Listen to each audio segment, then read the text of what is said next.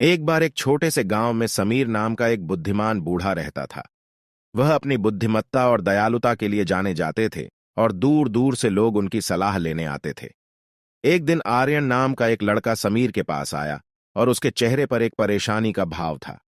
आर्यन ने कहा, अरे ज्ञानी समीर, मैंने कुछ भयानक किया है और मुझे नहीं पता कि क्या करना है। मुझे नदी के किनारे सोने के सिक्कों का एक बैग मिला और इसे वापस करने के बजाय मैंने इसे अपने लिए रख लिया।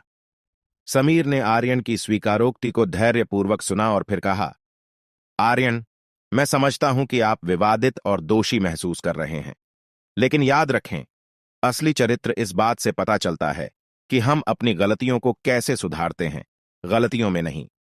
बूढ़े आदमी ने कहा, आपके पास चुनाव करने का विकल्प है।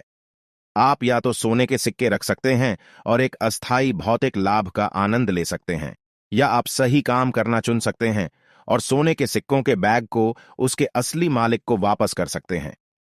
रास्ता आप चुनते हैं कि आप किस प्रकार के व्यक्ति बनेंगे, यह निर्धारित करेंगे।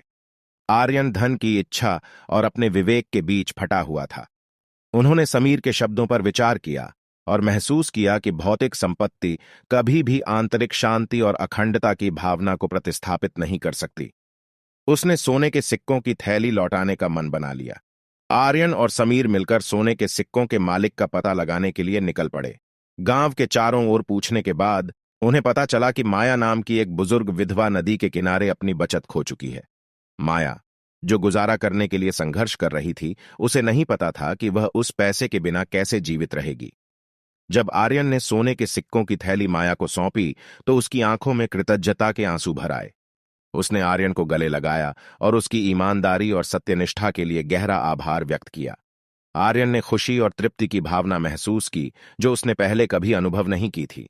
आर्यन की इस ईमानदारी की खबर पूरे गांव में फैल गई और वह दूसरों के लिए प्रेरणा बन गया। लोगों ने उनके साहस और ईमानदारी की प्रशंसा की और सभी उनका सम्मान करते थे। आर्यन ने महसूस किया कि सच्चा धन भौतिक संपत्ति में नहीं, बल्कि दूसरों की सद्भावना और सम्मान में निहित है। उस दिन से आर्यन ने अपना जीवन दूसरों की मदद करने और अपने समुदाय पर सकारात्मक प्रभाव डालने के लिए समर्पित कर दिया। उन्होंने सीखा कि मुश्किल होने पर भी सही काम करने से अपार संतुष्टि मिलती है और दुनिया में अच्छाई का एक लहरदार प्रभाव पैदा होता है। कहानी का नैतिक यह है कि सच्ची दौलत और खुशी ईमानदारी से काम करने और सही काम करने से आती है, भले ही यह चुनौतीपूर्ण हो। भौतिक संपत्ति अस्थायी संतुष्टि ला सकती है, लेकिन स्थायी आनंद और तृप्ति ईमानदारी, दया और करुणा से निर्देशित जीवन जीने से आती है।